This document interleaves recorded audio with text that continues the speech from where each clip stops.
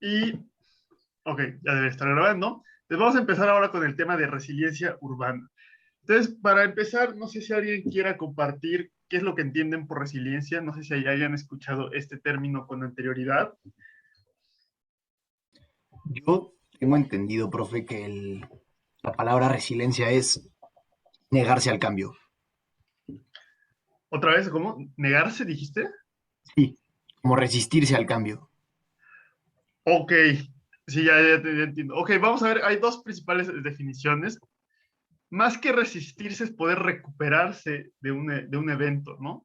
Ahí vamos a ver primero gracias Rodrigo. Hay dos, alguien levantó la mano, adaptarse, dice Isis, y no sé quién más levantó la mano, de los que lo levantó. ¿Dónde puedo ver quién Y levantó yo la mano? Ah, ok, que yo Fernando. está como, bueno, entendido como que es flexible, ¿no? Que se puede, algo así como flex, que se puede, pues sí, Isis tiene la palabra adaptarse. Sí, gracias Fernanda, gracias Isis, gracias Rodrigo. Entonces sí, hay dos tipos principales de definiciones de resiliencia. De hecho, la propia, alguien creo que tiene, no creo que es mi audífono el que está sonando con ruido. Hay dos principales definiciones de la resiliencia que nos da la RAE. Eh, una va a ser la habilidad de un sistema para recuperar su estado inicial posterior a una perturbación, que es más o menos lo que nos decía Rodrigo. No es que nos estemos resistiendo, sino que puede haber una perturbación y logremos recuperar el estado inicial, que tiene que ver con la etimología en latín, que es rebotar. Es justamente un término muy utilizado en ingeniería. Por ejemplo, en geotecnia hay un módulo de resiliencia para los suelos, que simplemente es aplasto el suelo y que tanto regresa, ¿no? Entonces, como dice Rodrigo, se está resistiendo a esa deformación. Pero también en sistemas más complejos o sistemas que involucran la parte social o humana, vamos a hablar de la otra definición, que va a ser la capacidad de adaptarse ante situaciones adversas, que es lo que nos decía Isis y nos decía Fernanda, ¿no? Cambian las condiciones y ya no hay manera de regresar a la situación inicial. Simplemente nosotros tenemos que cambiar y adaptarnos a esa nueva situación. Y en la actualidad, pues se utiliza muchísimo en ecología, en psicología y ya comentamos en ingeniería. ¿De dónde surgió el término de resiliencia? Los primeros en utilizarlo, bueno, el término se empezó en el siglo XIX en ingeniería, como estos módulos de resiliencia que ya hablamos. Y ya dentro de esta otra definición que dijimos de la capacidad de adaptación, fue primero en psicología, con unos estudios que hizo Amy Werner, que son muy interesantes porque ella tomó mujeres embarazadas que eran familias alcohólicas o que tienen enfermedades mentales en Hawái en los 50 y estudió primero a los hijos que nacieron y después fue estudiando a los hijos desde que eran bebés, niños, adolescentes, adultos, y todavía en el 2010, 2012 salió un artículo donde estudiaron a las personas con 70 años de edad. Ha sido uno de los pocos estudios que ha logrado seguir a lo largo de toda su vida a un grupo de personas. Entonces, es muy interesante. Y como eran justamente padres problemáticos, lo que se empezó a interesar Amy Werner en los 60s y 70s era en ver qué sucedía con los hijos. Entonces, la gran mayoría de los hijos se volvían problemáticos y repetían el mismo patrón, pero resulta que había un grupo particular, una cierta cantidad de hijos que no tenían estos comportamientos destructivos y que por el contrario sabían sobreponerse mejor ante situaciones adversas. Es decir, cualquier cosa que les llegara en la vida, ellos ya estaban preparados para poder superar eso por los padres problemáticos que habían tenido. Entonces, estos hijos que no siguieron el comportamiento de los padres, que se podían adaptar, ella les llamó que eran el grupo resiliente. Y de ahí ha seguido mucho el estudio de la resiliencia en psicología y medicina. Y como ejemplo, es el COVID-19, ¿no? La pandemia ha sido uno de los mayores retos de resiliencia para nosotros, donde nos hemos tenido que estar reinventando continuamente con las clases en línea, el estar encerrados totalmente, si alguien estaba acostumbrado a estar afuera, entonces tuvimos que estar en confinamiento y eso cambiaba la situación y nosotros teníamos que poder adaptarnos para poder evitar el estrés, evitar estar deprimidos, etc. Entonces, la resiliencia es una habilidad buena y necesaria en las personas. Por otro lado, el término también se utilizó en ecología por C.S. Holling. Entonces, C.S. Holling en el 73 sacó un artículo que se llama Resilience and Stability of Ecological Systems, que es un artículo muy bonito y no es difícil de leer, entonces si a alguien le interesa se los puedo compartir. Y él, lo que se hace en ecología muchas veces es estudiar poblaciones de especies. Y la idea es ver cómo interactúan entre sí estas poblaciones.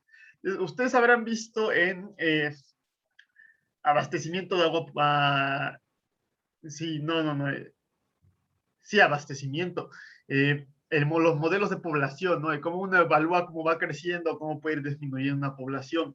Y eso tiene que ver, eso lo sacaron en ecología, pero también hay sistemas donde podemos ver cómo evoluciona la población de dos especies diferentes, cuando una especie a lo mejor es el depredador, etcétera, ¿no?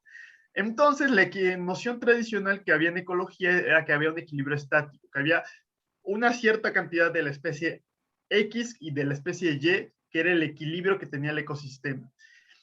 Y lo que se dio cuenta, o lo que propuso C.S. Holling, es que había más bien, como nuevo paradigma, un equilibrio sutil y dinámico. Entonces es importante que C.S. Holling cambió de la noción tradicional de equilibrio estático al equilibrio sutil y dinámico.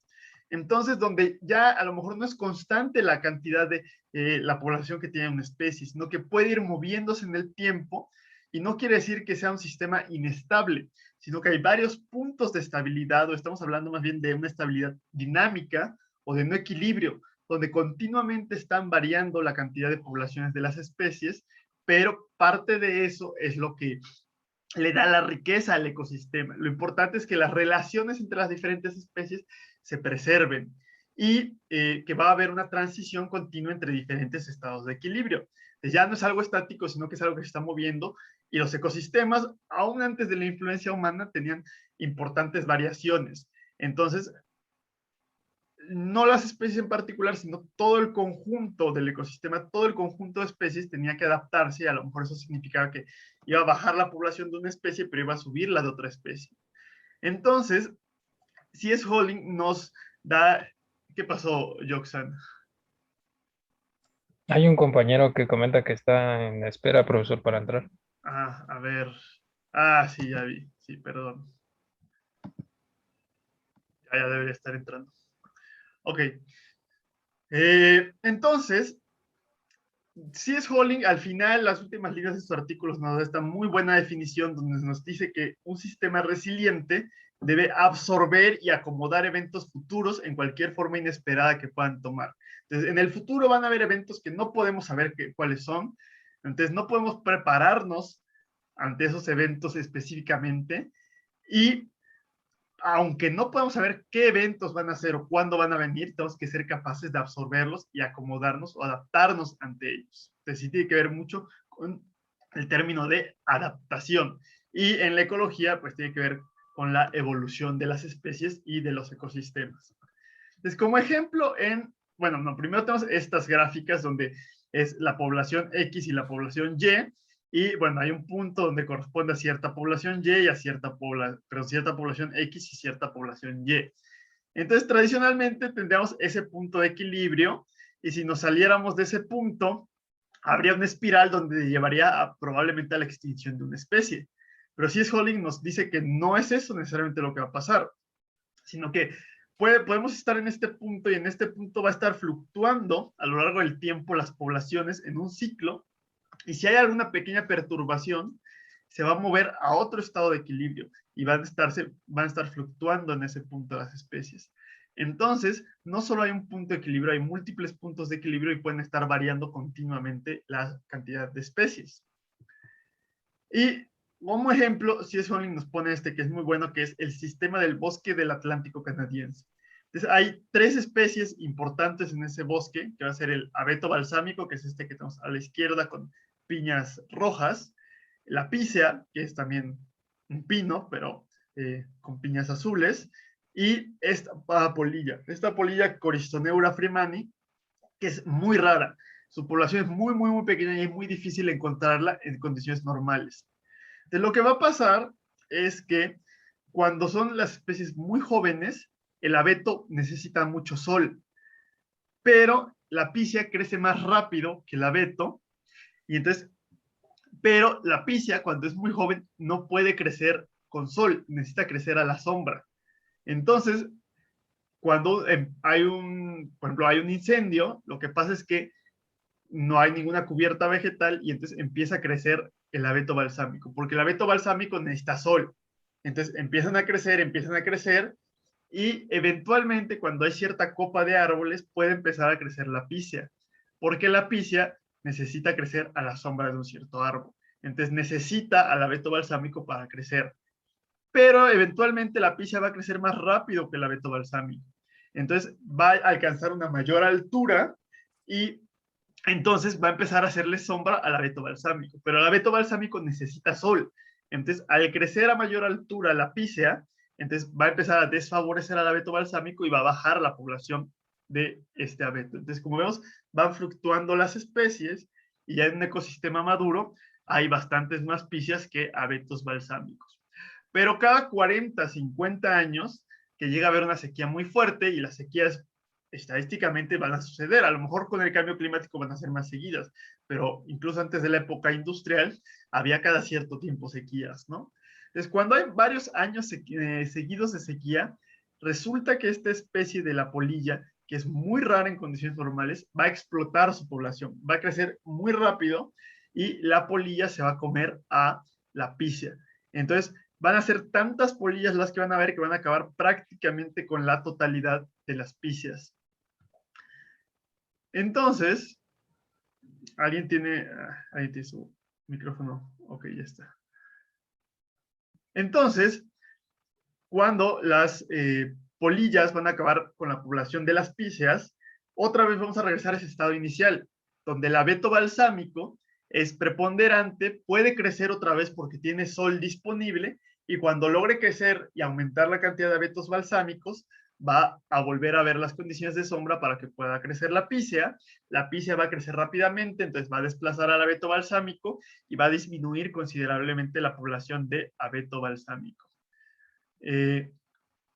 Entonces, ya que vuelve a ser preponderante la pícea, eventualmente va a haber una sequía que va a promover la plaga de la polilla. Entonces, como ven, es un ciclo continuo donde a veces hay muy poca cantidad de cierta especie, a veces hay mucha de otra especie, y uno podría pensar que se está desestabilizando el sistema o que la plaga de la polilla es mala y que está destruyendo al ecosistema, pero es parte del ciclo natural que está teniendo este ecosistema. Entonces, como ingenieros ambientales tenemos que entender esos ciclos naturales porque es en el marco de lo que vamos a estar trabajando. Y vamos a hablar más adelante de los servicios ambientales. Y va a tener que ver mucho con estos ciclos naturales que tienen los ecosistemas. Es importante que pueden variar la cantidad de especies, pero siempre las relaciones se conservan y eso le da una mejor adaptabilidad a nuestro sistema. Puede haber una sequía, pero eso no va a destruir el ecosistema, simplemente va a pasar de un estado de equilibrio a otro estado diferente. Ahora, ¿cómo se va a aplicar? ¿Cómo se va a aplicar esto a la resiliencia urbana? Es decir, a la resiliencia que se da en las ciudades o la resiliencia que van a tener las propias ciudades. Entonces, hay varias definiciones. Nosotros nos vamos a centrar sobre todo en el marco de 100 Resilient Cities hechos por la organización Rockefeller, que también ellos en los 60 promovieron un libro muy importante que se llamaba The Dead and Life Great American Cities de Jane Jacobs. Fue un parteaguas en el urbanismo moderno porque justamente Jane Jacobs lo que criticaba era el modernismo arquitectónico y los suburbios americanos. Entonces, parte de esa crítica que hicimos la clase pasada la hizo Jane Jacobs en este libro y eso buscó tener estos nuevos movimientos, estas nuevas ideas del urbanismo, como el nuevo urbanismo, desarrollo orientado al transporte, etcétera, que ustedes ya leyeron, o si no han hecho todavía la tarea, van a leer un poco más al respecto, ¿no? Entonces, vamos a leer como tal la definición que nos da Rockefeller, que va a ser la capacidad de las ciudades para funcionar de tal manera que las personas que vivan y habiten en ellas, particularmente los pobres y los vulnerables, sobrevivan y prosperen sin importar con qué impactos o tensiones se encuentren. Entonces, la resiliencia urbana, pues no solamente es, o sea, más bien las ciudades promueven la capacidad para que las personas se adapten. Realmente lo que importa es la gente que vive en la ciudad, más que la infraestructura como tal de la ciudad. O sea, la infraestructura está hecha para la gente. Y la idea de esta adaptación, sobrevivir y prosperar, es decir, continuar teniendo una vida adecuada, va a ser de acuerdo a esto que nos decía C.S. Holding de los eventos futuros de forma inesperada, que van a ser las impactos y tensiones que se pueden encontrar. Y ya hablamos brevemente, obviamente no es una clase, no tenemos el alcance para poder hablar claramente de toda esta desigualdad social o de la situación que se genera en las ciudades, pero también ya lo hablamos un poco la clase pasada y aquí vamos a hablar un poco de la desigualdad de la resiliencia urbana. Entonces nos está hablando que tenemos impactos y tensiones. Entonces un impacto va a ser un evento rápido, transitorio, de gran intensidad. A lo mejor su afectación puede ser corto, mediano y largo plazo, pero el impacto es muy rápido, de muy corta duración. Mientras que una tensión va a ser un evento de baja magnitud y que va a tener una mayor duración. Es decir, va a estar actuando a lo largo del tiempo, minando la capacidad de estas personas para sobrevivir y prosperar. No sé si alguien me quiera dar algún ejemplo de lo que consideran que podría ser un impacto y una tensión, ¿no? O sea, a lo mejor primero un impacto, no sé quién quiera participar. A ver, Joxan. Podría ser un tsunami, un huracán o una tormenta típica. Excelente, sí. Un tsunami, un huracán es algo que dura, o sea, en lo que pega el huracán es un par de horas o un día a lo mucho, y un tsunami pues, realmente son minutos lo que dura, ¿no? Pero en esos minutos genera una destrucción espectacular que acaba con toda la infraestructura que tenemos, con la vida de muchas personas, y mucha gente pierde todas sus pertenencias y patrimonio. Es algo que es rápido, a lo mejor puede tener un impacto muy largo. También otro ejemplo es un terremoto, pero a lo mejor hay terremotos como el del 2017, que si bien si tuvo estragos, nos recuperamos a lo mejor en algunos meses, salvo pues ciertos casos particulares que todavía no se logra, es sorprendente que todavía no se logre resolver la situación de muchas personas que perdieron su vivienda en ciertos residenciales multifamiliares, pero bueno, es mucho más rápido que si lo comparan con el sismo de Haití, que fue de menor intensidad. Hubo uno en 2008 o 9, tardaron 10 años en recuperarse, ahorita se están recuperando, ya tuvieron otro sismo que destruyó la ciudad. Entonces, los estragos pueden ser de gran duración, aunque el impacto es muy rápido. Ahora la tensión, no sé si alguien más quiera. Adrián, a ver. Se me ocurre que cuando en años consecutivos no llovió lo suficiente, entonces en la ciudad, por ejemplo, la de México, pues hay desabasto de agua. Claro, gracias, Adrián. Es un excelente ejemplo. La sequía es un impacto que va actuando, una tensión más bien, perdón, que va actuando a lo largo del tiempo. Y bueno, si tenemos sequía un día, un mes, no es tan malo, pero cuando tenemos sequía 5 años, 6 años, ahí es cuando empieza a afectar considerablemente a los cultivos, al suministro de agua, empieza a haber más muertes por olas de calor, etcétera, ¿no? Entonces, ese es un muy buen ejemplo de una tensión. Otro ejemplo de una tensión podría ser, por ejemplo, la inseguridad. La inseguridad es algo que ya llevamos décadas con eso, una década, década y media, y nos ha ido afectando y hemos ido desensibilizando poco a poco. Otras cosas como lo del COVID, la pandemia empezó como un impacto, pero se está volviendo una tensión. Es algo que se está alargando demasiado y ya nos hemos tenido que acostumbrar y adaptar a vivir con eso continuamente. Entonces, esos son los ejemplos de impacto y tensión que tendríamos. Entonces, gracias a los que participaron. Ahora, para poder definir un poquito la resiliencia urbana, nos vamos a ir un poco a teoría de redes, para ver qué características tiene una ciudad que va a ser resiliente. Entonces, esto se los voy a explicar con las imágenes, pero lo tienen ustedes aquí para que lo puedan leer con calma, ¿no? Cuando estén repasando esto. Entonces, si ustedes, una red la podemos representar con ciertos nodos, que van a ser estos puntos o lugares, y sus conexiones, ¿no? Que van a conectar justamente, para la redundancia, van a estar hablando de la relación que existen entre dos nodos diferentes, ¿no? Este ejemplo es el sistema, una representación muy simplificada del sistema aeroportuario de Estados Unidos. Sabrán ustedes que el aeropuerto de Denver y el aeropuerto de Los Ángeles son de los aeropuertos más grandes, no solo de Estados Unidos, sino del mundo. Ahora, yo puedo contar para cada nodo cuántas conexiones tiene. Por ejemplo, Seattle solamente está conectado con Denver y con Los Ángeles, entonces tiene 2 conexiones. Milwaukee solamente está conectado con Denver, entonces solamente tiene una conexión. Mientras que Los Ángeles está conectado con San Francisco, Seattle, Salt Lake City, Las Vegas, Denver, Kansas City y Phoenix. Entonces son 1, 2, 3, 4, 5, 6, 7. Ahora, y eso es importante porque si yo quisiera ir de Minneapolis a Los Ángeles, no puedo ir directamente de un lado a otro. tengo que pasar a hacer escala en Denver y luego puedo ir directamente a Los Ángeles o puedo hacer escala en San Francisco y después ir a Los Ángeles. Entonces, vamos a definir hub como un nodo que va a tener una gran cantidad de conexiones. Y ahora, no es un término, no es una cantidad específica de conexiones, sino que va a ser en términos de que sean muchas más conexiones que los demás. Entonces, aquí como Los Ángeles tiene 7 y la gran mayoría de los otros aeropuertos más tienen 1 o 2 conexiones, Los Ángeles va a ser un hub. Y Denver, que todavía tiene más conexiones, va a ser un hub. Pero si todos los lugares tuvieran 7 conexiones, entonces Los Ángeles sería un nodo normal, común y corriente. Solamente el que tuviera a lo mejor 20 conexiones ya sería considerado como un hub. ¿Ok? Bien, entonces es importante hablar en una red, lo que podemos tener como hubs, que son puntos centrales dentro de nuestra red en el transporte que vamos a tener.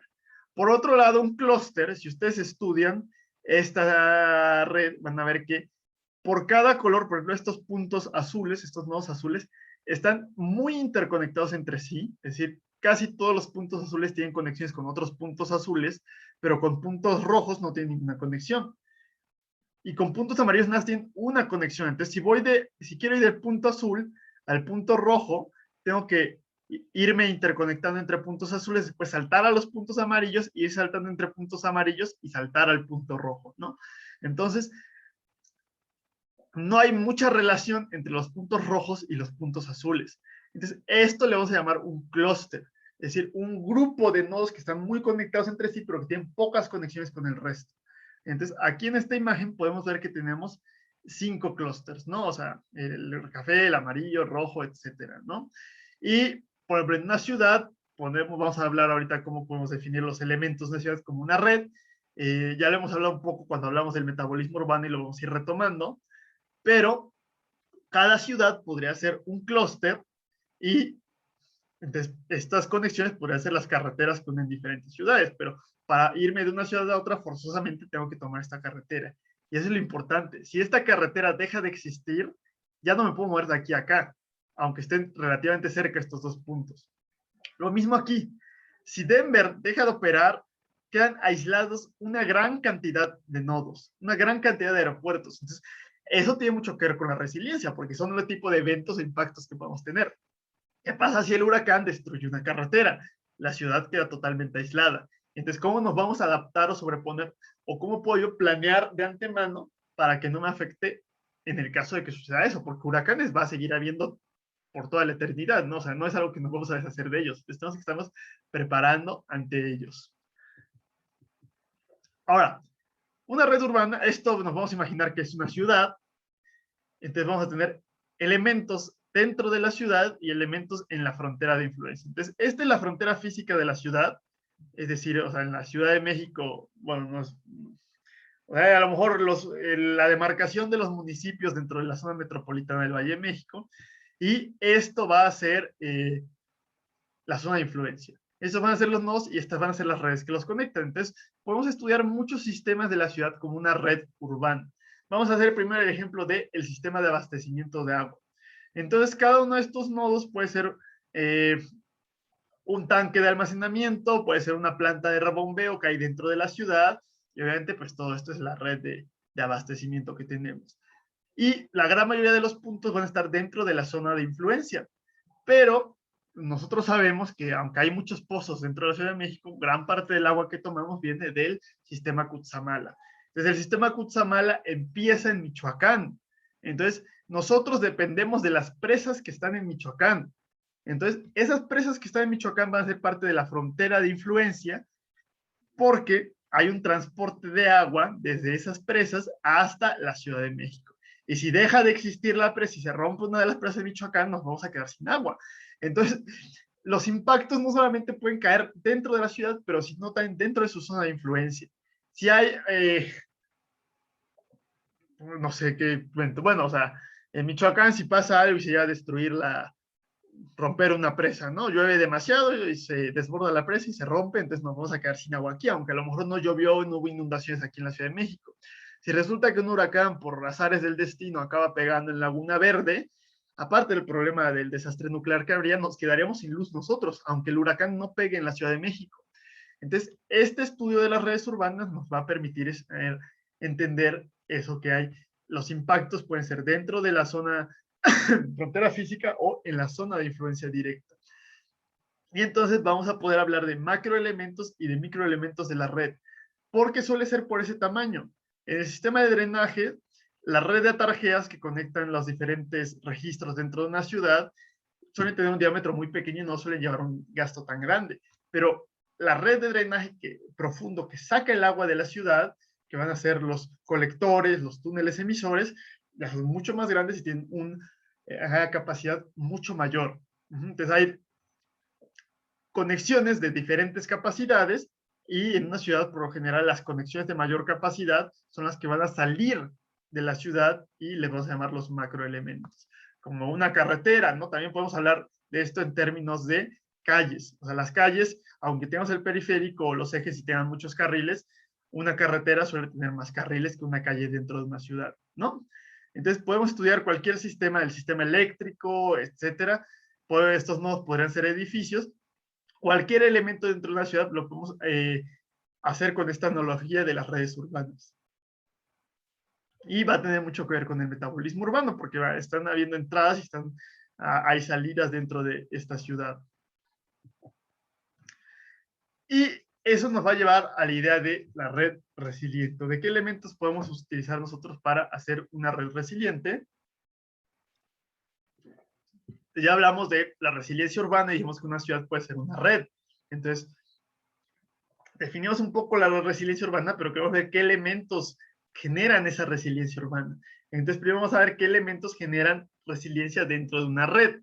Entonces, la idea es que cuando haya alguna falla, cuando perdamos alguna conexión, cuando perdamos algún nodo, no exista una disrupción en la operación. Que si de pronto perdemos a Salt Lake City, entonces en vez de irme a Denver por Salt Lake City, yo me pueda ir por Phoenix, por ejemplo. Es decir, que hayan opciones alternativas. Entonces, a lo mejor, si perdiera esta conexión y yo quisiera ir al punto rojo, a lo mejor me convendría tener también una cierta conexión entre el azul y el rojo.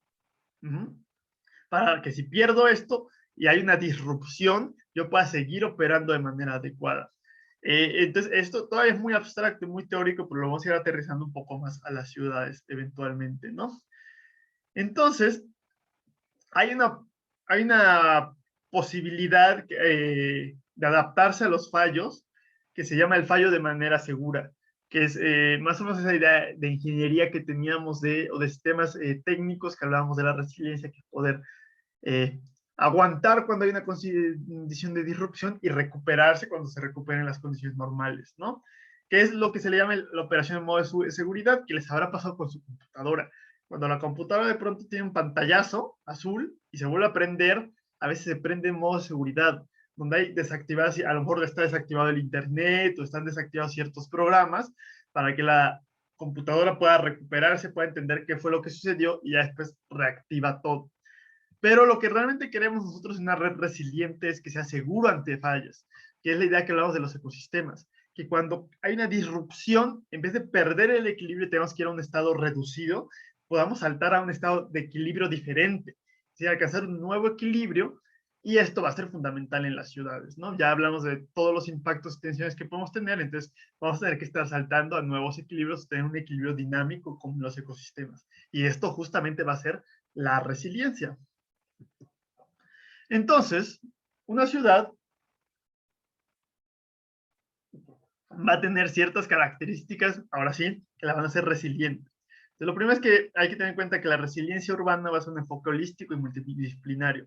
Vamos a hablar ahorita de unos elementos de la resiliencia que no nos atañen mucho a los ingenieros civiles, otros que nos atañen muy directamente, otros que están como que mezclados. Entonces, muchas profesiones diferentes se encargan de generar la resiliencia urbana. Entonces, hay ciertas cualidades, vamos a hablar primero de las cualidades que son más relacionadas con la resiliencia de redes, entonces vamos a hablar en términos de nodos y de conexiones, y otras que son más características suaves, por así decirlo, ¿no? Entonces, que ya tienen que ver con sistemas sociales. Y van a haber ya ciertas categorías específicas de cómo se aplica la resiliencia en diferentes rubros de la economía o de la sociedad. Ahora, es importante decir que todo esto se lo estoy hablando dentro del marco de cómo ha definido la resiliencia urbana y cómo lo ha detallado Rockefeller, ¿no? Rockefeller's 100 Resilient Cities. Entonces, si ustedes buscan su bibliografía, que la pueden checar a partir de Google Classroom, van a encontrar un documento donde Rockefeller expone su tratado de la resiliencia urbana, que son, no sé, son como 30, 40 páginas, ¿no?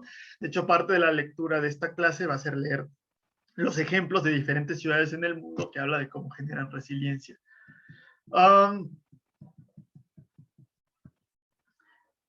Pero además, todo es más detallado. O sea, realmente la idea que tiene Rockefeller es poder medir, cuantificar la resiliencia. Puede decir, esta ciudad es más resiliente que esta, o cuánto ha mejorado la resiliencia de una ciudad.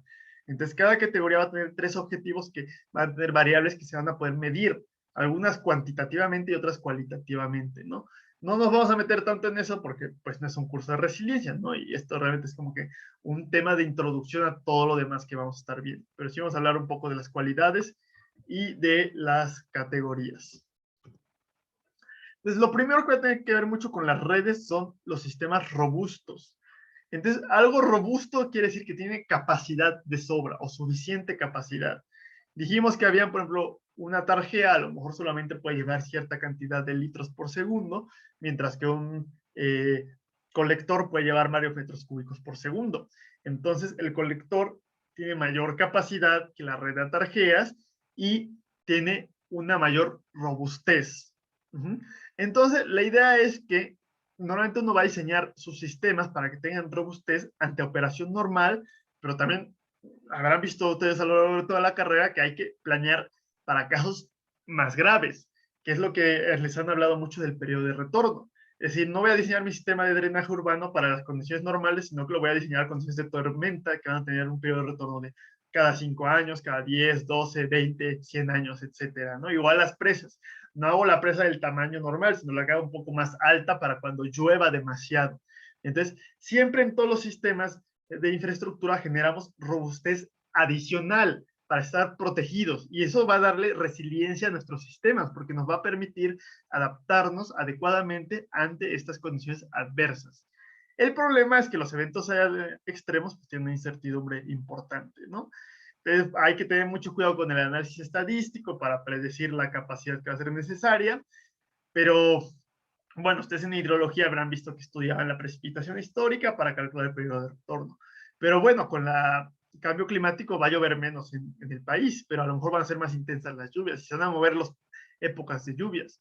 Y eso no me lo va a decir la información estadística histórica. Es cómo puedo predecir esas cosas tan complicadas. ¿Cómo puedo predecir cómo va a cambiar la economía? ¿Qué tecnología se va a usar en muchos años? Entonces, hay una incertidumbre que dificulta el dar esta robustez. Entonces, yo no puedo dar, aparte no puedo generar robustez infinita, que es lo que habrán visto ustedes en estructuras donde la idea no es que no se caiga el edificio ante ningún sismo, porque siempre van a haber sismos más fuertes en diferentes escalas de tiempo. La idea es que hay un cierto balance entre mayor robustez de la estructura y mayor costo. Entonces, llega un momento donde es demasiado costoso el hacer una estructura demasiado resistente. Entonces, la idea es, sobre todo, salvar vidas, que a lo mejor el edificio va a quedar inutilizable, pero mientras no se cayó y no mató a nadie, cumplió su función, ¿no? Entonces, siempre vamos a agregarle esa infraestructura mayor capacidad para dar mayor robustez, pero no tiene que haber sobrecapacidad porque el costo es demasiado, ¿no? Aquí, como dicen, los costos de la sobrecapacidad no tienen que ser mayores a los de los daños. Y también la robustez va a depender de, más bien va a tener que ver con no depender de un solo nodo o conexión, que es lo que ya les dije aquí. Si desaparece Denver, el sistema aeroportuario de Estados Unidos se va al hoyo. Ya no va a ser posible volar en Estados Unidos. Y entonces en la Ciudad de México, si desaparece el túnel emisor central, o bueno, ahorita, y por eso fue lo que se vio que estaba dañado, que si se destruía, se iba a inundar a 2 metros el centro de la ciudad con aguas negras, y por eso se construyó un sistema en paralelo, que va a ser el túnel emisor oriente. Pero al final construimos a Totonilco, entonces si de pronto Totonilco deja de funcionar, entonces todas nuestras aguas negras las vamos a aventar directo como van al Pánuco. Igual el sistema Cutzamala, ¿no? O sea, a lo mejor si falla una presa, si falla ya Victoria, si falla uno de los sistemas de bombeo, ya valimos. Y eso vamos a hablar más adelante. Ya ha pasado, pasó con la K invertida, ¿no? falló, o sea, era un punto en particular, tuvimos que quedarnos sin agua un buen tiempo y además no se pudo hacer bien. Si hubiéramos tenido una mayor cantidad de fuentes de agua, no hubiera sido tan problemática la situación, ¿no? Entonces aquí lo hemos representado con varios nodos y elementos de la red que son más robustos, porque a lo mejor si yo tengo conectado este punto y normalmente para llegar a este punto puedo irme por acá arriba, o puedo irme por acá, o puedo irme por acá, ¿no? Pero ¿qué pasa si desaparece este nodo? Entonces, todo el flujo que había por esta zona va a tener que irse por otro lado, que puede ser a lo mejor por este lado. Entonces, esta parte se va a sobrecargar y justamente se le dará robustez, que tengan la capacidad de poder absorber esa demanda adicional. Otro elemento que va a tener una red va a ser un sistema redundante que la redundancia va a hacer que haya varios caminos posibles que conecten dos nodos diferentes. ¿Qué es lo que les dije del túnel emisor oriente y el túnel emisor central? El agua residual, y también está el gran canal, ¿no? El agua residual se puede salir de la ciudad por el túnel emisor central o por el túnel emisor oriente o por el gran canal, ¿no? Y los tres caminos van en paralelo, son exactamente lo mismo, es igual si se va por cualquiera de los tres caminos. Pero la idea es que si falla alguno de los caminos, los otros dos sigan operando. Es la misma idea, aquí ven diferentes rutas para llegar de este punto a este punto, ¿no? Podemos tomar este azul claro, este azul oscuro, este lila o fuchsia. Entonces, si eventualmente, por ejemplo, tomábamos el camino amarillo y siempre pasaba por este nodo, pero este nodo deja de existir, no hay problema. El sistema es redundante y puedo tomar un camino alternativo, ¿no? Que va a ser este azul. Entonces, puedo adaptarme ante esa disrupción en el sistema. ¿Qué es lo que hace uno? Cuando están arreglando una calle, siempre decide una ruta alternativa, ¿no? Entonces, nosotros tomamos en cuenta esas decisiones en nuestra vida diaria. También la idea, hay que agregar redundancia, pero al igual que con la robustez, no tiene que ser de más y tiene que ser intencional. No porque hayamos hecho un mal diseño vamos a generar redundancia o generar robustez. Eso es un desperdicio y seguramente no va a estar dirigido a la resiliencia. Entonces, sí hay que evitar hacer sistemas en paralelos, nos da un gasto adicional considerable que tenemos que hacer un análisis de costo-beneficio, ver si realmente vale la pena, hasta qué punto vale la pena agregar cierta redundancia. Otro elemento que va a ser la flexibilidad del sistema va a ser la capacidad de crear nuevas conexiones, de poder evolucionar y adaptarse ante circunstancias cambiantes. ¿Qué es lo que yo les decía acá? Si yo vivo en el nodo azul y quiero moverme al nodo café, diario lo tengo que hacer a través de los nodos amarillos. Pero resulta que entre la conexión del nodo azul al nodo café, solo hay un punto que los conecta. Si un día desaparece esta conexión, ya valí, ¿no? ¿Cómo me voy al café? Solamente me puedo mover dentro del azul. Entonces, a lo mejor construyo un nuevo camino o creo un nuevo camino que me permita conectarme de aquí para acá. Y ya estoy teniendo un sistema que va a ser flexible, que va a ser capaz de adaptarse. Otro ejemplo que tenemos aquí de lo que les hablaba es la redundancia. Si yo me muevo del café al amarillo continuamente, hay varias maneras de cruzar del café al amarillo. Entonces, si desaparece un camino, hay otro camino redundante que me permite conectarme entre diferentes clústeres. Y como ven, pues todo esto tiene mucho que ver con la infraestructura que diseñamos nosotros los ingenieros civiles. Antes aquí me lo está representando, ¿no? Normalmente existe este camino, desaparece esta conexión, entonces creo este nuevo camino que no existía con anterioridad. Y eso lo podemos crear con sistemas distribuidos y modulares que, ¿por qué no en vez de haber construido a Totonilco, que era la planta de agua residual? Nos encanta romper récords Guinness y hacer las plantas más grandes del mundo, que nos costó muchísimo trabajo lograr empezar a operarla. ¿Por qué no habíamos hecho 10 plantas de tratamiento de aguas residuales de 1/10 del tamaño, es decir, la misma capacidad, pero distribuidas en diferentes puntos de la ciudad? El transporte de agua residual y el bombeo de agua residual hubiera sido menor, y si hubiera fallado una, hubiéramos podido seguir teniendo conectada a la otra, ¿no? Lo mismo cuando se tenía la propuesta del sistema de incineración, que va a ser el incinerador más grande del mundo, que al final de cuentas ni se hizo, entonces seguimos tirando nuestra basura a los rellenos sanitarios que ni siquiera están bien hechos. Pudimos haber hecho plantas de incineración más pequeñas distribuidas en toda la ciudad, plantas de reciclaje, y tener un menor transporte o una menor distancia de transporte de los residuos sólidos en nuestra ciudad.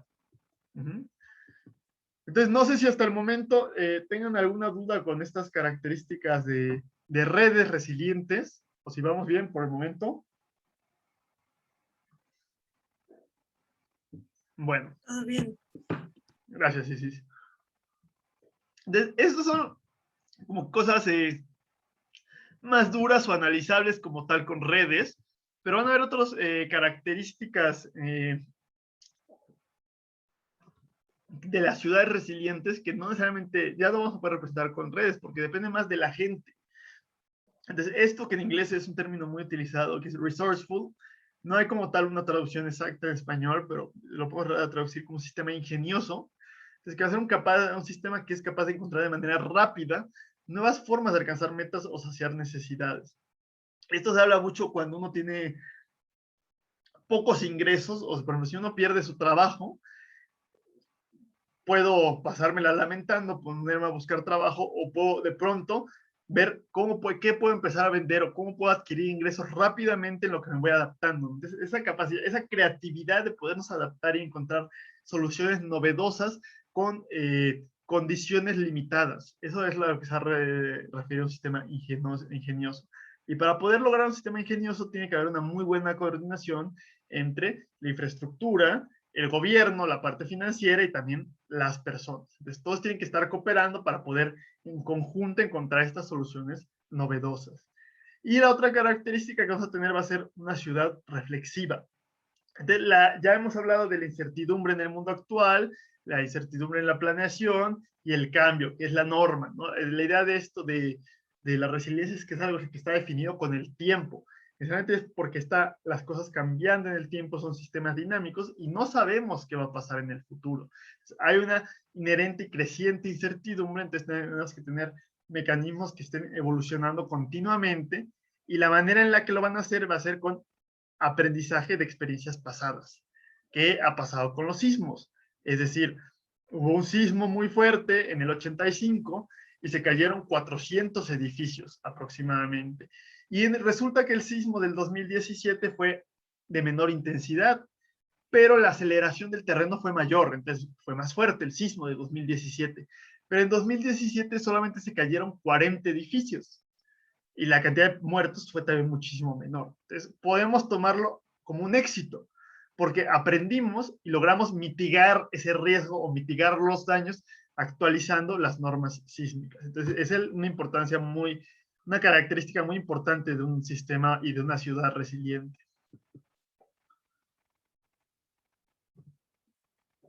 Otra va a ser que sea un sistema inclusivo. Ya hemos hablado un poco de la inclusividad en el derecho a la ciudad, pero que tome en cuenta a todos, ¿no? O sea, que busque minimizar las diferencias de género, las diferencias de diferentes edades, es decir, las personas de mayor edad, la gente desfavorecida, con recursos socioeconómicos, la gente con discapacidades.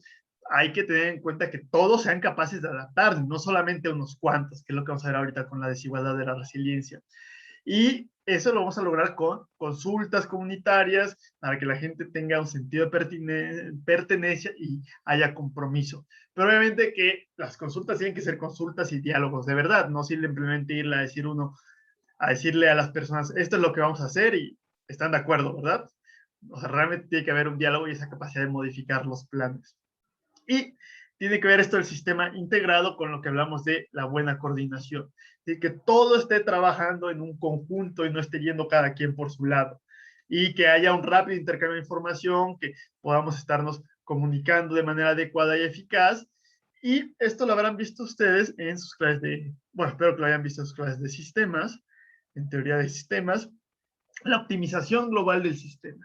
Dijimos que la ciudad podía ser vista como una red y que tiene diferentes elementos. Cada elemento tiene una capacidad óptima o una capacidad a la que funciona con mayor eficiencia, y no solamente hay una red, están sobrepuestas múltiples redes a la vez, ¿no? Pero cuando la red en conjunto funciona de manera óptima, a lo mejor van a haber algunos elementos particulares que van a estar funcionando a menor capacidad o a muy poca eficiencia. Porque la idea no es optimizar todos y cada uno de los subsistemas, es optimizar el sistema global, aunque los subsistemas no estén a su máxima eficiencia. Eso es importante en un sistema integrado, siempre y cuando eso beneficie al componente global. Ahora, como tal, que ya hablamos de las características que van a ser una ciudad resiliente, de diferentes puntos de vista, y ahora sí vamos a hablar de las categorías, o de en qué áreas profesionales o del conocimiento podemos nosotros lograr esa resiliencia dentro de una ciudad. Entonces, el primer elemento muy importante es generar un liderazgo y estrategia adecuada. Es decir, que el gobierno tenga un liderazgo, que sea una administración correcta, efectiva, pero no solamente el gobierno, sino que haya liderazgo en empresas y que haya liderazgo en sociedad civil. O sea, no puede haber liderazgo únicamente en el gobierno a costa de los demás. Es decir, tiene que haber un balance entre gobierno, empresas y sociedad civil, que todos estén colaborando en conjunto. Entonces, tiene que haber confianza en la autoridad, pero también confianza en las empresas y confianza en la sociedad civil. Y se tiene que, ya dijimos, estar consultando a los involucrados, y esto va a ser muy importante. La decisión basada en evidencias, que no muchos países lo hacen en el mundo. La ONU lleva décadas intentando convencer a los países que lo hagan, pero muy pocos lo hacen. Es tomar decisiones con base en datos duros y no en lo que uno cree. Y bueno, yo creo que esta medida va a mejorar la situación económica de las familias. Sino es decir, bueno, podemos calcular o hemos visto con anterioridad que esta medida sí ayuda, pero que esta medida no ayuda. Entonces vamos a tomar esta medida porque hemos visto que sí ayuda y vamos monitoreando, vamos viendo las estadísticas, y si sí ayudó, la implementamos más. Si no ayudó, la quitamos. Entonces hay que estar trabajando con esa información y tener educación adecuada para que todos puedan conocer qué es lo que está sucediendo, que tengan acceso a la información, para que estén las partes interesadas y afectadas empoderadas. Es decir, que tengan la capacidad de alzar la voz y quejarse o decir lo que está bien y lo que está mal. Y que la planeación vaya en conjunto. Es decir, que tengamos visión de ciudad, una visión de municipios o de alcaldías, tenemos visión de país, regional, a diferentes escalas. Hay que estar planeando de manera integrada o coordinando diferentes elementos, y que estemos actualizando nuestros planes y considerando muchas áreas del conocimiento que estén trabajando en conjunto. Otro elemento va a ser la salud y bienestar, que uno pensaría que sí tiene que ver con los médicos, pero si ustedes leen esto, realmente es un área muy interdisciplinaria. Esta primera parte tiene que ver con los ingenieros civiles, esta segunda parte es más con la economía, y aquí está la otra parte que tiene que ver ya con el sector salud, ¿no? Es decir, en la salud y bienestar, voy a tener salud y bienestar si tengo acceso a agua potable. Y el acceso a agua potable lo damos nosotros, los ingenieros civiles. Entonces, nuestro trabajo como ingenieros civiles es reducir la vulnerabilidad humana, saciar las necesidades de todos, dándoles servicios adecuados. Y no solamente agua potable, sino que la vivienda sea adecuada y no construir porquerías de vivienda, ¿no? Y que la economía sea diversa, que haya diferentes formas de ganarse la vida, obviamente de manera honesta y legal, y que la gente pueda estar teniendo ahorros, pueda estar generando sus ingresos por su propia cuenta, y eso haga circular a la economía, que se apoye sobre todo a los pequeños negocios que generan la mayor cantidad de ingresos. Y eso nos lleva a la parte de economía, ¿no? Y sociedad. Pues tiene que haber una cohesión social, una integración social, que ya lo hablamos un poco en la parte de la ciudad, de hacer estos barrios calles completas, barrios incluyentes, donde la gente se siente integrada, y que a lo mejor estos multifamiliares, así bloques y bloques y bloques de concreto, uno no siente una identidad colectiva, no hay una comunidad que se forme y no hay ese compromiso comunitario. Y aquí, esto es interesante, un elemento muy importante de la resiliencia urbana es el Estado de Derecho. Una ciudad va a ser resiliente si la ley se aplica de manera adecuada. Si no se aplica de manera adecuada, le va a estar faltando la resiliencia en cierto punto, ¿no?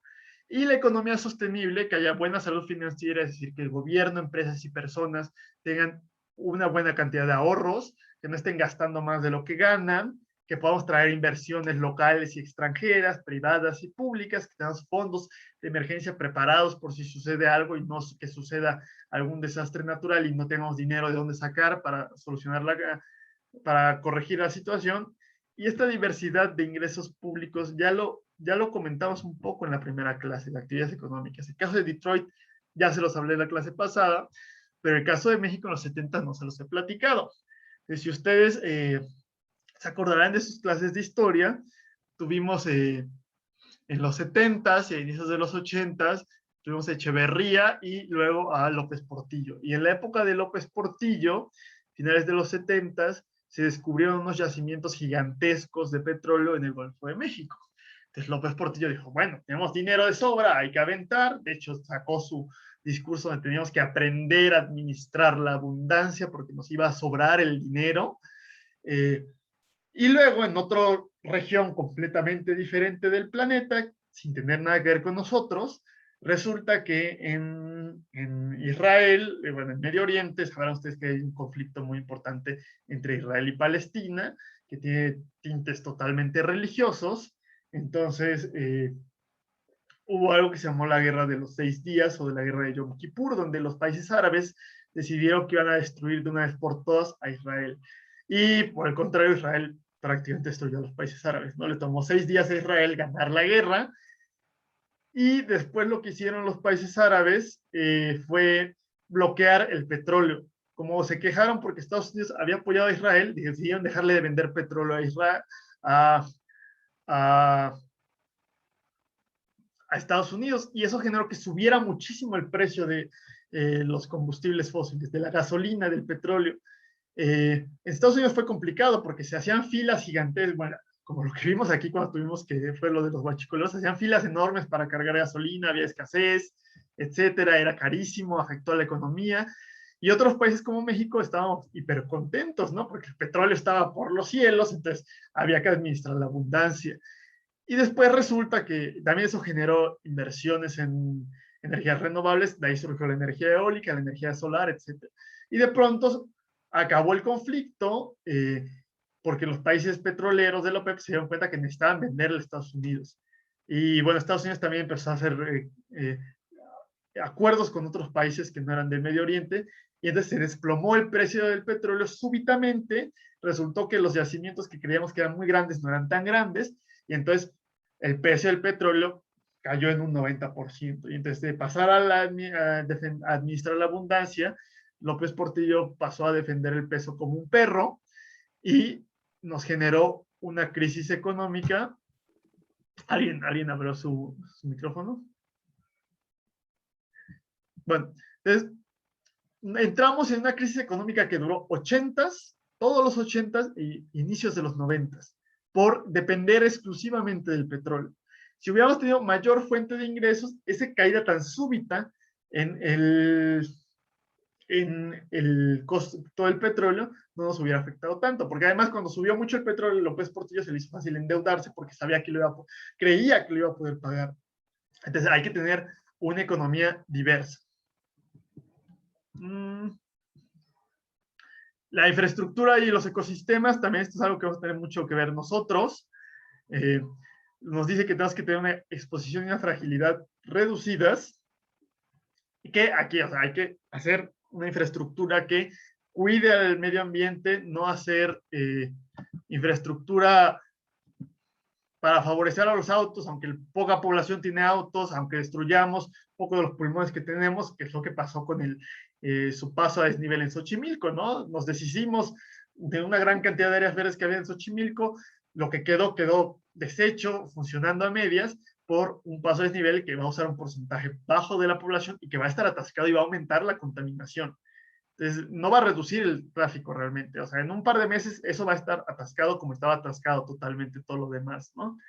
Entonces hay que tener una buena planeación urbana que ya vimos, pero que no solamente se quede en planes, sino lo apliquemos. Los servicios críticos, ya lo hemos dicho que hay que planear muy bien ante las contingencias para que no haya disrupción en estos servicios. Y el último elemento de infraestructuras y ecosistemas va a ser un sistema de comunicación y movilidad confiable, que va a hacer que sea movilidad, que sea asequible por la población y que tengamos múltiples modos de transporte, que fue lo que vimos más o menos con las calles completas. Del metro ahorita hablamos. Por otro lado, les dije que íbamos a hablar de la desigualdad de la resiliencia. Vimos que la gente de mayores ingresos económicos suele vivir en los mejores lugares de la ciudad y la gente pobre suele tener sus asentamientos irregulares y se tiene que asentar donde quedó lugar. Entonces los asentamientos ricos se ubican en las zonas más seguras, más estables de la ciudad, y tienen muy buena planeación y son altamente resilientes. Entonces, ellos van a tener el menor impacto, por ejemplo, por el cambio climático. Y como tienen más dinero, si de pronto la cuestión es de, bueno, no es suficiente con lo que tengo que hacer más infraestructura, bueno, van a poner el dinero. Pero los asentamientos pobres, como ya habían ocupado estos lugares, los asentamientos de mayores ingresos, se relegan a las zonas de riesgo, que son barrancas, laderas, márgenes de ríos, y son las zonas que tienen los desastres naturales, que son los taludes los deslaves, las inundaciones, y además son las que más afectadas van a ver por el cambio climático.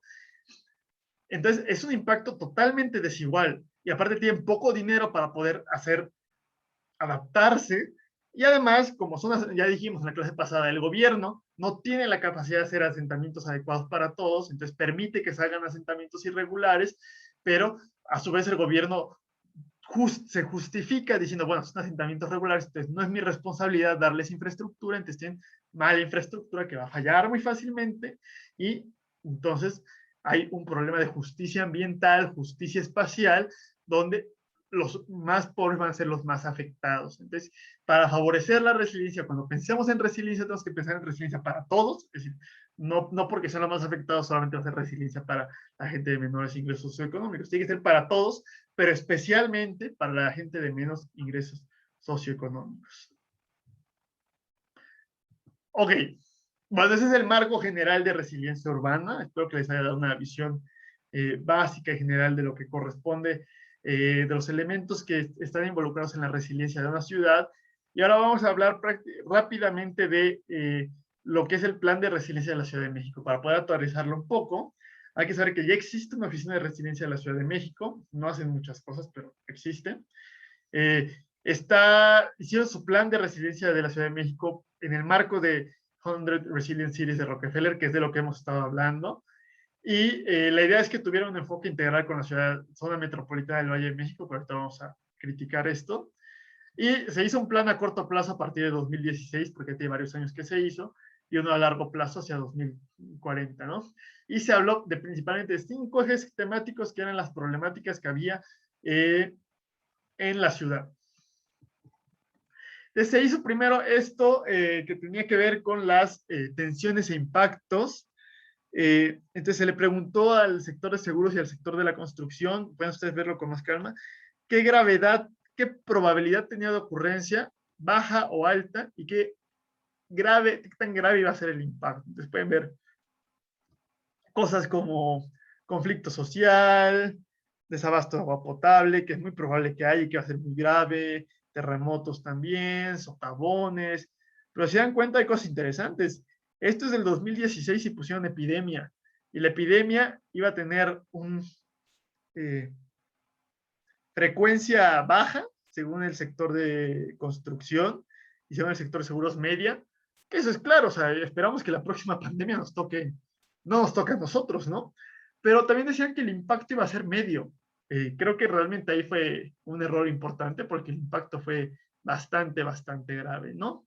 Entonces se hizo esto para la Ciudad de México, y luego hay escenarios del cambio climático donde se considera que va a llover menos en la época seca, va a llover menos en la época húmeda, pero que las lluvias van a ser más intensas, les van a favorecer más y más inundaciones. También se hizo este mapa espacial donde se ve que los riesgos o las tensiones e impactos son desiguales en toda la ciudad. Es decir, el centro de la ciudad, que era la parte que era el lago, es la que se puede inundar, pero obviamente Tlalpan, que nunca fue un lago, no se va a inundar. Lo que se inunda es lo que era el lago. Si ustedes entran a este plan de resiliencia de la Ciudad de México, que lo tienen en la bibliografía, hay un mapa de riesgo de inundaciones, y si ustedes ven, se lo voy a mostrar más adelante, el mapa de cómo eran los lagos en la Ciudad de México, van a ver que coinciden prácticamente uno a uno, ¿no? Entonces realmente lo que se inunda es lo que era el lago. Altas temperaturas, también en las zonas más altas o más boscosas no hay tanto problema, pero en las zonas montañosas del mal país es donde se dan los deslaves, ¿no? Las diferentes alcaldías están sujetas a diferentes riesgos. Y bueno, aquí tenemos esto, vamos a ver. No se lo hayan visto. Pero, por ejemplo, vamos a preguntarle a alguien, no sé quién no habrá participado. Por ejemplo, Ana, no sé, ¿qué consideras que va a ser, ¿qué afectaciones consideras que va a traer el incremento de la temperatura debido al cambio climático? Pues yo creo que puede ser las sequías, ¿no? La falta de agua. Sí, sí, claro. Eso, gracias, Ana. Entonces, eso va a ser algo muy importante. Vamos a hablar más adelante del clima, pero ya lo sabrán ustedes, la evapotranspiración, es decir, a mayor temperatura, mayor se evapora el agua, entonces hay menor disponibilidad de agua y las plantas se mueren y o sea, también la gente no tiene que tomar. Pero, por ejemplo, otro evento que vamos a tener con la temperatura, que a veces no podemos pensar muy seguido, son las enfermedades transmitidas por vectores. Es decir, actualmente todavía no hay dengue en la Ciudad de México, pero creo que ya hay dengue en Puebla y en Cuernavaca y están 1000 metros más abajo de nosotros, que antes, hace 40 años, solamente había dengue en las costas. Entonces, como va aumentando la temperatura, entonces el mosco del dengue va aumentando la zona donde vive. Entonces, eventualmente, todas esas cosas que escuchamos, que a lo mejor aquí en la Ciudad de México es así como que algo lejano, el dengue, chikungunya, zika, va a empezar a haber enfermedades.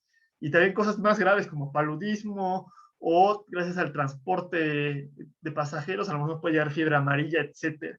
Entonces también parte de los problemas del cambio climático, o sea, una de las mayores probabilidades del surgimiento de la pandemia del COVID es que haya sido debido a algo que se llama zoonosis, que es ese paso de enfermedades de animales a humanos, y lo que pasa es que también es lo que pasó con el VIH, ¿no?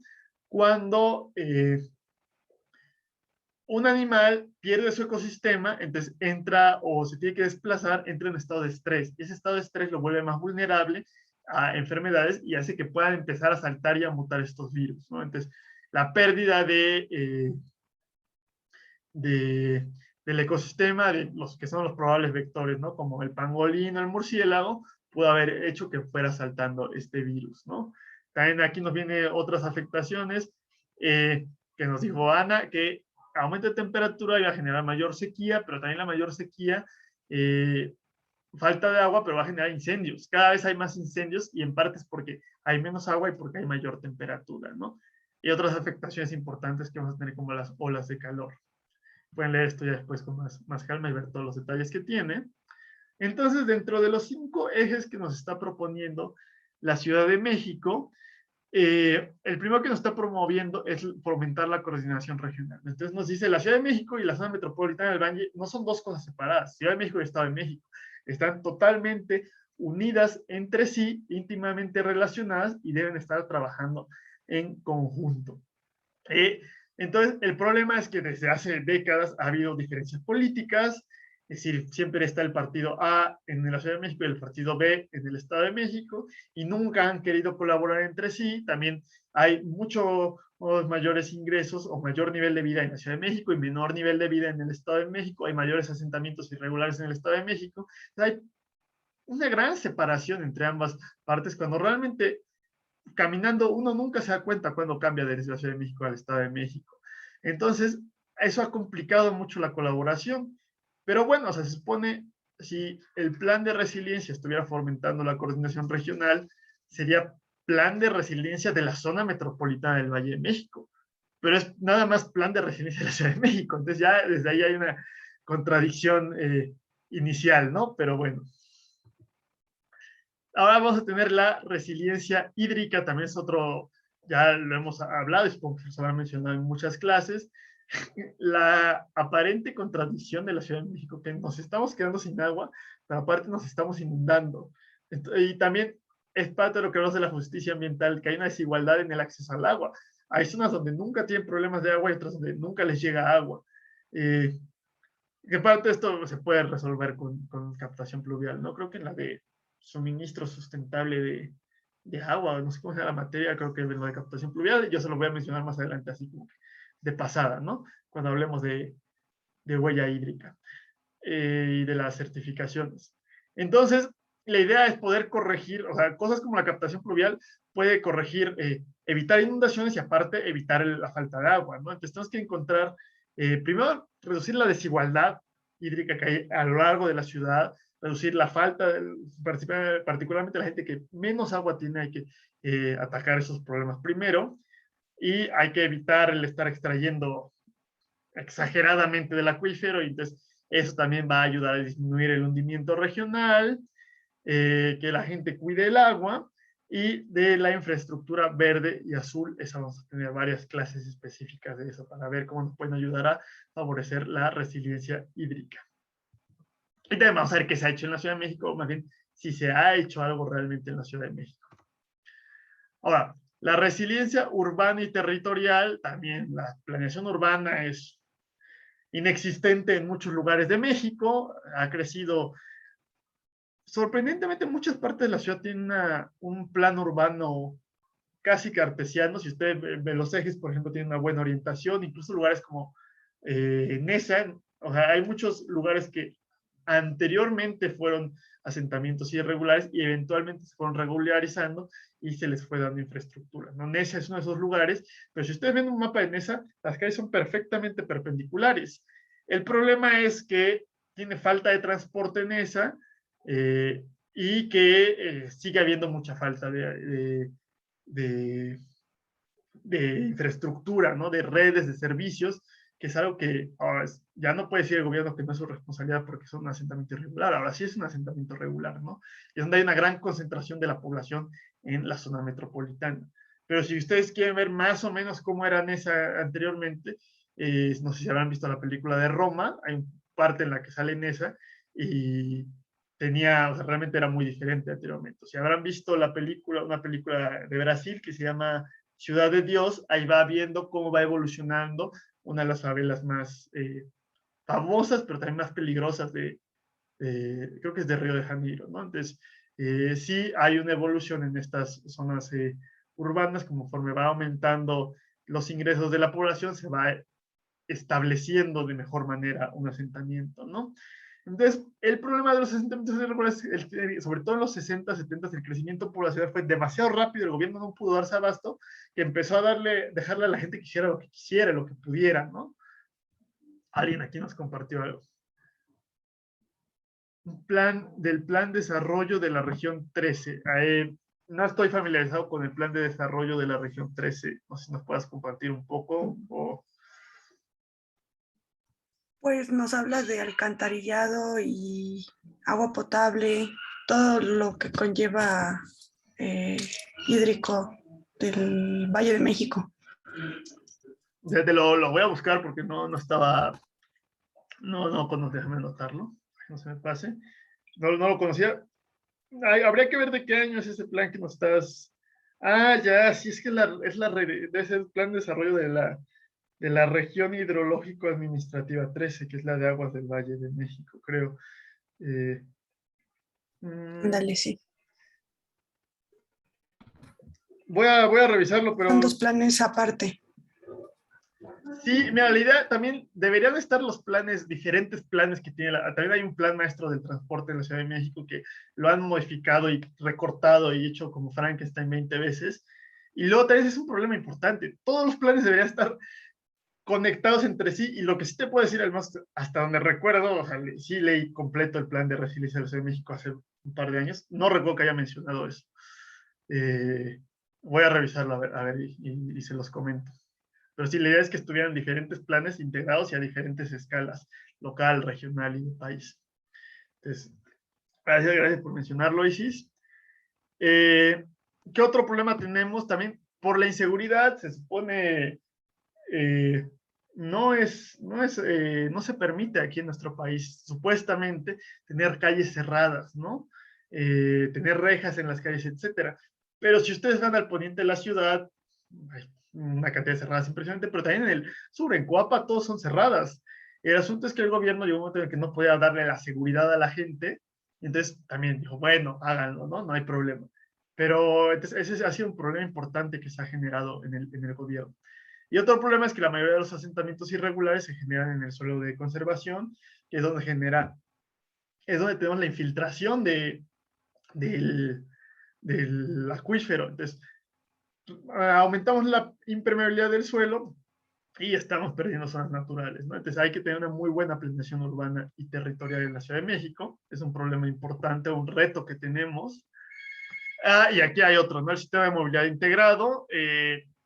Ya vimos la clase pasada cómo cuánto tiene que ser un transporte entre la zona metropolitana y el centro de la ciudad. Están muy mal conectados. Hay algunas cosas como el tren interurbano, pero en general es muy difícil moverse en transporte público y mucha gente lo tiene que hacer. La contaminación es grave. Se sigue favoreciendo el automóvil en vez de favorecer al transporte público. El transporte público es contaminante. En vez de, o sea, claro, los automóviles eléctricos son muy caros, cuestan 600,000 pesos. No vamos a comprar nosotros, no vamos a tener mañana todos automóviles eléctricos, pero ya hay camiones eléctricos. Y no es posible que sigamos comprando nuevos camiones para el Metrobús que sean de diésel, que son los que ya no quieren usar los europeos. Hasta ahorita, hasta hace como 2 semanas se compraron, creo que los primeros 3 camiones eléctricos para el Metrobús, cuando es algo que tuvimos que haber hecho. Ya desde hace, dices, ¿qué pasó, Joxan? Bueno, más quería comentar que ese es un business ahí chueco que traen entre los gobiernos y lo que compramos. Viene desde los trenes que se compraron para la línea 12. Sí, sí, también, o sea, sí, muchas veces el problema es que no se compra lo que se tendrá que comprar porque yo que soy parte del gobierno o amigo o familiar, estoy vendiendo otra cosa y me tienen que comprar esa otra cosa, ¿no? Entonces el problema de la corrupción es importante, ¿no? Luego el Metrobús, no sé si alguien viva cerca, por ejemplo en Coapa, en Colzada del Hueso, donde se están quejando mucho porque quieren construir una línea de Metrobús, pero no hay espacio para construir la línea, y a eso ha pasado en muchas otras partes de la ciudad, donde dicen, aquí va a haber un Metrobús, y ahí ven cómo le hacen, ¿no? También tiene cuántos años, hace cuántos años se construyó la ULT. Antes, en los 80s y 90s, construíamos más o menos 2 líneas de metro por sexenio, y en los últimos 21 años se ha construido una línea de metro, y bueno, vimos cómo terminó esa línea de metro, ¿no? Entonces, ya no se invierte en transporte público masivo, en parte porque es más barato el Metrobús, pero tampoco el Metrobús, o sea, la línea 1 del Metrobús es un desastre. No sé si la han tenido que tomar ustedes en la tarde, donde uno va aplastado como sardina totalmente, entonces no es adecuado. Entonces, la idea es justamente desincentivar el vehículo particular, incentivar el uso de bicicleta, el transporte público, pero bueno, todavía hay muchos retos en esa parte de la movilidad, ¿no? Y ya la otra parte, pues es la parte de innovación y que haya buena colaboración, que esto no es de ahorita, también hay mucho tiempo que se ha roto esta, o bien, la relación que hay entre la parte privada y pública, esta relación muy negativa, porque es una relación totalmente de corrupción o de favoritismo desde hace mucho tiempo, y la parte de colaboración queda atrás, ¿no? Entonces es complicado, ¿no? Pero bueno, la resiliencia, tenemos que hacer toda nuestra planeación con un pensamiento o un enfoque de resiliencia. Entonces, toda la obra que se construya tendría que estar dirigida hacia esto. Por eso la idea es poder tener enfoques cuantitativos para poder saber esto qué tanto va a favorecer la resiliencia, ¿no? Es decir, construir un puente, construir el paso al desnivel de Mixcoac, que toma 5 o 6 años en construirse y costó 4,000 millones de pesos, taló 4,000 árboles, ¿realmente está generando resiliencia o solamente está favoreciendo, y está generando resiliencia para todos o está favoreciendo nada más a unos cuantos? Lo mismo el puente de Xochimilco. Siempre hay que cuestionar la obra que se hace en estos términos de resiliencia. Ya por último, ok. En cuanto a la ciudad, vamos a ver, no sé, ¿quién más? Vamos a preguntar a alguien más también, porque no que hayamos visto que no haya participado mucho, para que estén participando más. A ver,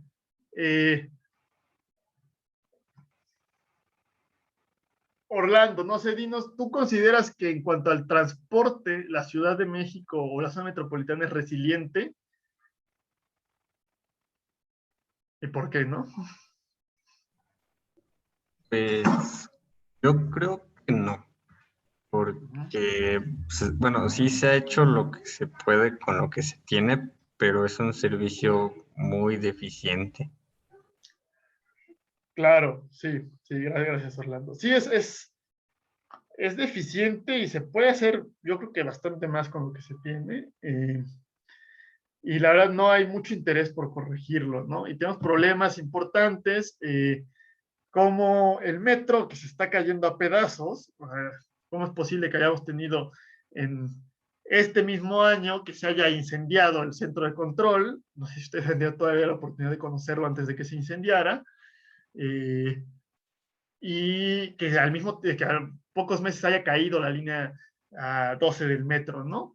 Entonces, pero además, el año pasado hubo un choque en la línea 2 del metro por la marcha de seguridad. Y en 2015 hubo otro choque. Entonces, el historial que tiene el metro es complicado y además hablamos de resiliencia porque se queda la gente de Tláhuac siempre había tenido muchas dificultades para poderse mover.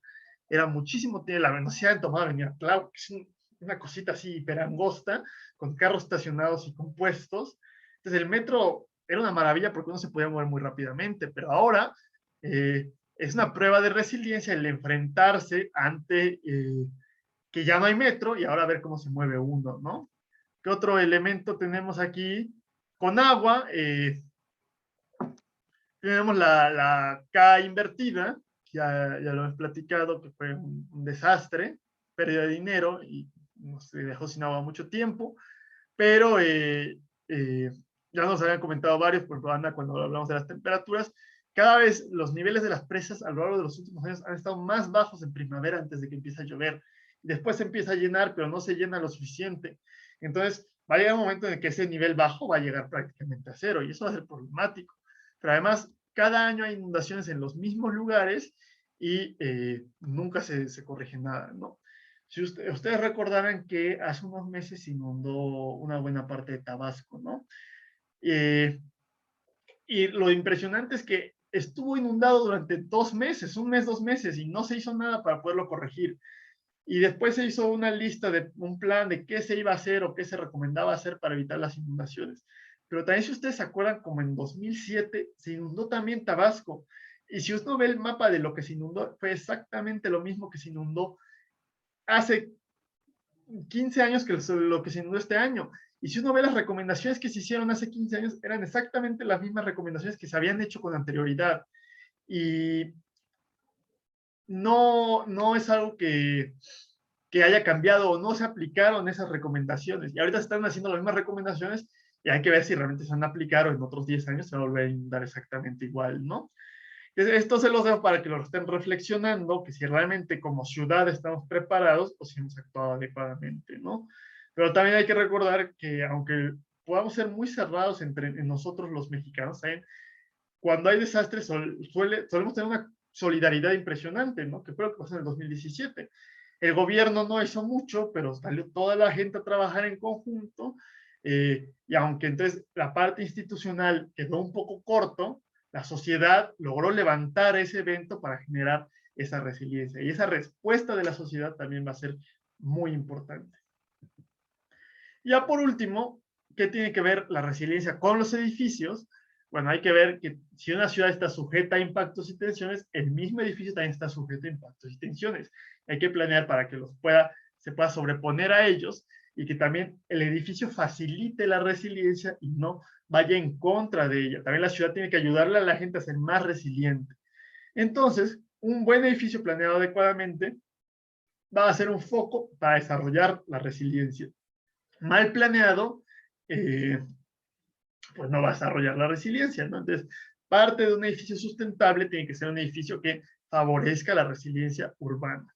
Entonces, a través de eso lo vamos a poder lograr con ciertas herramientas que vamos a ir viendo más adelante, como el diseño bioclimático, y hay que tener siempre, estar pensando en un enfoque de resiliencia cuando hagamos planeación urbana, cuando hagamos construcción, cualquier obra civil, siempre hay que tenerlo a lo largo de toda la vida útil, ¿no? De la planeación, la construcción, la operación y el fin de vida útil, hay que tener en cuenta este enfoque resiliente.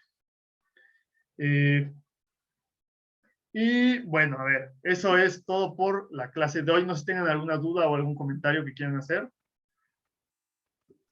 No, ninguno, profe. Gracias, Isis. Vamos a salirnos, vamos a compartir pantalla. Entonces, ahorita nos quedan 5 minutos. Primero para los nuevos y también los que ya estaban, no olviden que tienen que estar trabajando en Google Classroom. Recuerden que a cada clase hay asociada una tarea y la tarea es leer un artículo o un par de páginas y sobre eso tienen que hacer un comentario. Tienen que responder 3 preguntas de opción múltiple y hacer un comentario que dice cuánta, la cantidad de palabras son muy importantes. Si no cumplen con la cantidad de palabras, a lo mejor la primera tarea o la segunda tarea les doy oportunidad, pero después si no cumplen con la cantidad de palabras que les estoy pidiendo, no les voy a tomar en cuenta la tarea. Y también recuerden que si ustedes no entregan más de 6, o sea, sí, o sea, faltan o les falta entregar más de 6 tareas, no van a poder acreditar la materia. También, cada 2 clases va a haber un examen corto, que ustedes ya respondieron el primer examen, bueno, todavía tienen hasta mañana, creo, para responderlo, y vieron que, o sea, el examen era algo trivial, ¿no? O sea, eran preguntas muy sencillas, espero que no tengan mal. El semestre pasado, sí alguien tuvo mal la pregunta de en qué materia estamos, pero bueno, creo que contestaron ingeniería ambiental, pero bueno, la verdad es que eso es un día sencillo para ustedes y también para que se familiaricen cómo son las opciones múltiples, que son 10 minutos que tienen. Entonces, ahorita ya van a tener que hacer el examen número 2, donde van a tener que ustedes repasar lo que vimos en esta clase y en la clase anterior, y con base en eso responderlo. Y tienen hasta el miércoles antes de las 11:30 para poder entregar el examen. También es muy importante esas fechas de entrega. O sea, en el examen es importante que no se pasen de los 10 minutos, porque puede botarlos el examen, que respeten las fechas de entrega que vienen en el Google Drive, en el Google Classroom, de las tareas. Si se llegan a pasar de la fecha de entrega, a lo mejor las primeras veces pues les bajo puntos, pero después a lo mejor no se las tomo en cuenta. De los equipos, tienen que hacer equipos de 3. Eso sí, ya necesito que me lo manden, por favor, sus equipos de 3. Me lo pueden mandar por correo, por WhatsApp, por donde quieran. Quedan todos equipos de 3, y como somos 28, van a haber 4 equipos de 4. Entonces, necesito que ya me manden eso hoy o mañana. Y luego, de esos equipos de 3, van a ser para las series parciales que vamos a tener. Más adelante todavía no pueden empezar a contestar ninguna, ya más adelante se las presento, ¿no? Para el proyecto final van a ser equipos de 6 o de 7. Entonces van a tomar 2 equipos de 3 y se van a juntar y van a hacer un equipo para el proyecto final. Entonces necesito que me digan cuál va a ser su equipo de 3 y con qué otro equipo de 3 van a ser el equipo para el proyecto final. ¿Qué más tenía que comentar? No sé si los nuevos tengan alguna duda que quieran preguntarme. ¿También? ¿Hay alguien? Decía algo del número de lista.